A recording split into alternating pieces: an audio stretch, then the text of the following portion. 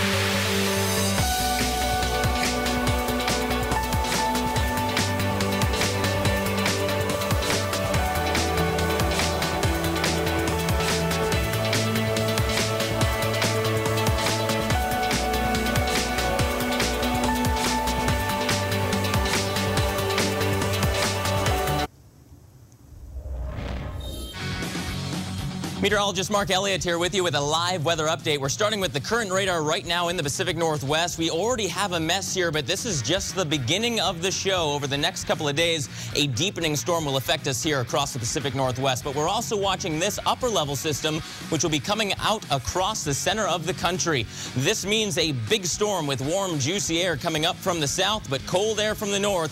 Severe weather could impact us here over the next couple of days. Live weather every 30 minutes. Go to weather.com for the latest. Now over to... It was a severe storm. It was just the 100-year storm that the old timers had talked about. You could see the system rolling in. It was a very big storm. It dropped a lot of really nasty weather in a very short amount of time. Level 911, what is your emergency? They're sinking in their vehicle on 29th Street exit. The water's almost the level of the bridge. Just police officers here, they need somebody to get over here to pull her out. I saw that the vehicle started sinking just a little bit and realized that somebody was in trouble. I decided that I needed to just go out there and try to do something, because if we did nothing, she was going to drown. From the Weather Channel, this is Storm Stories with meteorologist Jim Cantore.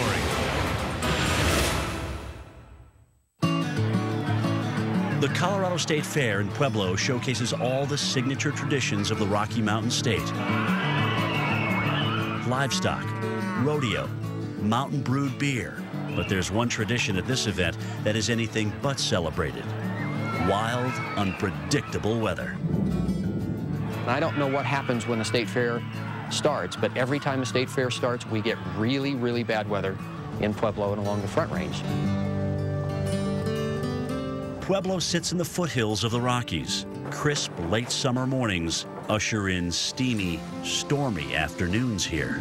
The mornings start off fairly clear and fairly quiet and very sunny. It can be 101 in the afternoon, and it can be 49 degrees in the morning. So you get a very cool, stable atmosphere, clear skies, and then the heater turns on, the atmosphere gets really hot. The afternoons just get really, really busy.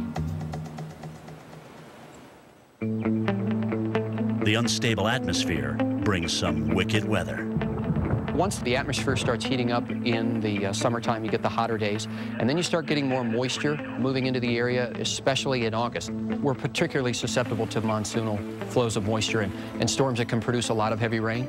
In the summer, we get storms almost every day somewhere. And then there will be a couple of storms a week usually that are severe and that are, you know, pretty dangerous. The morning of August 26, 2006 is shaping up to be one of those days. The 26th of August was what we refer to as a kitchen sink day. You know, there are some days when you work in mountain climates that, you know, there are going to be some run-of-the-mill average thunderstorms. But it was one of those days where you knew you could probably have a little bit of everything, including the kitchen sink. The State Fair is in full swing.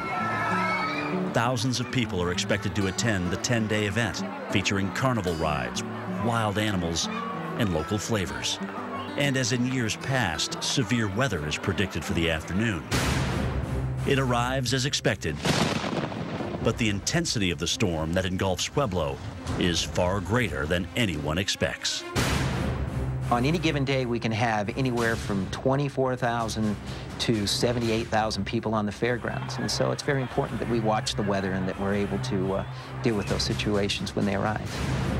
I would say sometime around 3 or 4 in the afternoon, we started to get the information from the Pueblo County Sheriff's Department that it was a severe storm and it was tracking our way. The good news was we were on the edge of the storm and not in the middle of the storm like the rest of the city was. But being on the edge of the storm doesn't do much to shield the state fairgrounds from it. It starts to get walloped by the damaging winds and hail.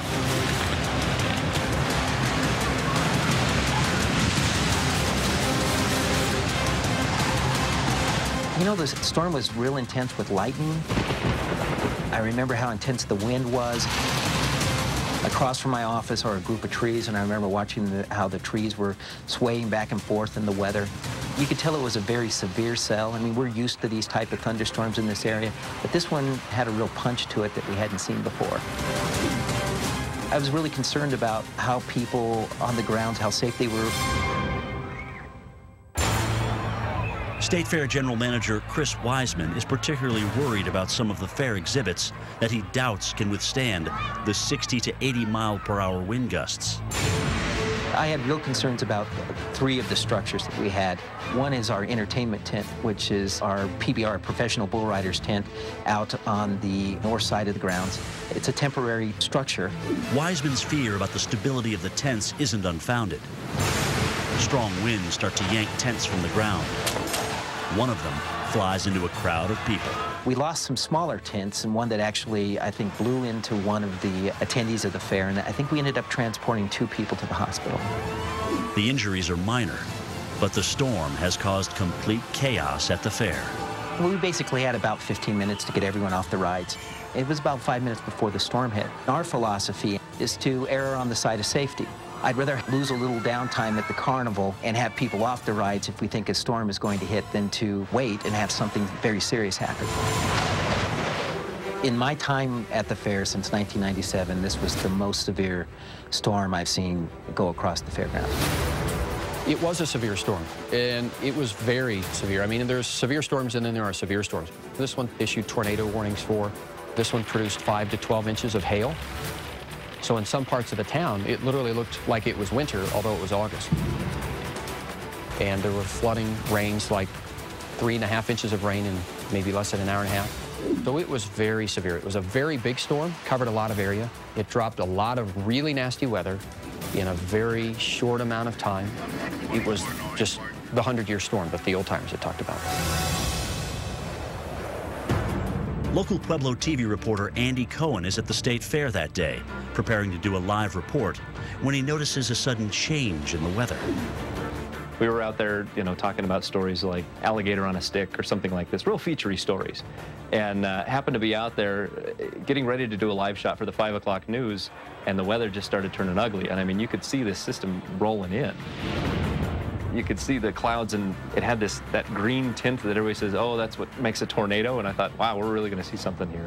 And sure enough, I mean, the winds kicked up, and the rain started pouring sideways. And Cohen checks in with producers back at the station, who tell him to leave the fair and go out and shoot video of the mounting storm damage. Cohen and his cameraman Adam head toward a grocery store with the reported roof collapse, but the pair never make it. On our way there, we get stopped right at 29th Street. There's a police car in the way. And I thought, what's this all about? And then you look past him, and oh, there's a whole bunch of water there that shouldn't be there. I'm used to storms, and looking for the news, you see a lot of crazy things, and sometimes we do what we tell the viewers not to do, like drive through water. And it was a little nerve-wracking because I couldn't see where the sidewalk ended or began. I couldn't see the curbs on some streets. Cohen thinks the scene he has stumbled upon, a major road looking more like a lake, is serious enough to warrant a live report. He convinces the station to put him on the air. As we were up, we were showing everybody the danger that was there, and trying to warn as many people as we could to stay away from the area. At this moment, Dr. Rocky Khosla is stopped by the high waters as he drives toward the same intersection of 29th Street and I-25. As I came down the exit to the stop sign, we just looked over to our right, and there's usually an underpass, and it was flooded. It was like a lake. Dr. Khosla pulls over to avoid the dangerously rising water. But another driver behind him is impatient and swerves around him, heading straight into the flooded underpass. And during that live shot, here came this red Ford Escape. And we thought, this person can't be trying to drive across that, but they were. As I'm stopped, she goes in front and doesn't stop. And she goes into the water. And the thing was so unusual because, you know, you just don't expect that. And they slowly started making their way into the water, and sure enough, it got far enough in that it just kind of carried them away and then started taking on water and sinking. And it was just one of those surreal moments. You don't really know what to do. That's when Dr. Rocky Khosla, a physician trained to save lives, decides he has to take action. And so I turned to my wife, Madeline, and I said, Madeline, I'm sorry, I'm going to have to look because I think this person's in trouble. And I decided I'm going to go swim out there. And I could see the lady inside, and she was terrified. And for this moment, I had the real scary feeling that I'm not going to be able to break the window, and she's going to drown.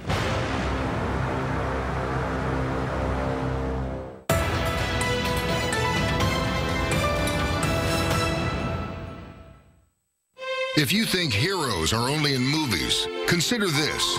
Over 70% of firefighters are local volunteers. These are our neighbors putting their lives on the line. And when they rely on a battery, there are firefighters everywhere who trust Duracell. And now you can join with Duracell to help. Just buy specially marked packs, and Duracell will make a battery donation to local volunteers.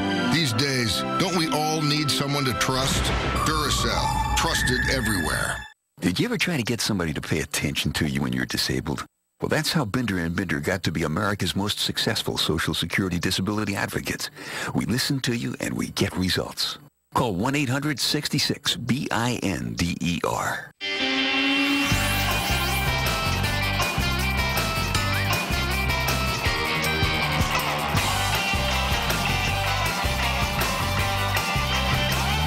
Twizzlers, the twist you can't resist.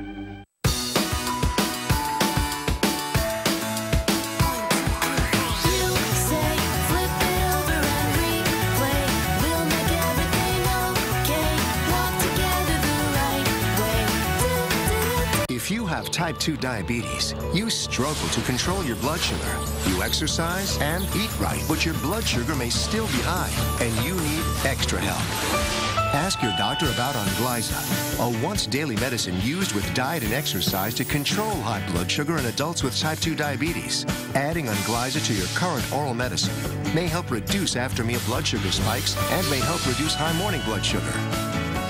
Onglyza should not be used to treat type 1 diabetes or diabetic ketoacidosis. Tell your doctor if you have a history or risk of diabetic ketoacidosis.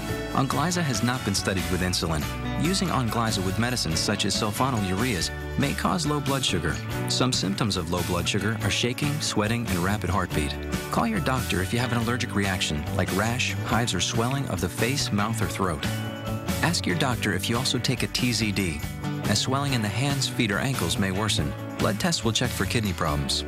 You may need a lower dose of Onglyza if your kidneys are not working well or if you take certain medicines. Ask your doctor about adding Onglyza. Extra help, extra control. You may be eligible to pay $10 a month with the Onglyza Value Card program. Hey, I am really distracted by this sandwich. I'm probably going to veer into your lane, so watch out. Accidents don't announce themselves. That's why the RX helps protect you with 360 degrees of safety. See your Lexus dealer. Where to go for a quiet getaway? Thanks to the Orbitz Matrix display, you can make more knowledgeable decisions when booking vacation packages. See all your hotel and flight options and savings for the ideal vacation. Perfect. When you Orbitz, you know. A lot of weather. Brutally cold. A big problem. A lot of action across the country. Cancellations across the board. And a little fun. We'll see you tomorrow. Wake up with Al and your weather today. Weekday mornings from 6 to 11 Eastern on the Weather Channel.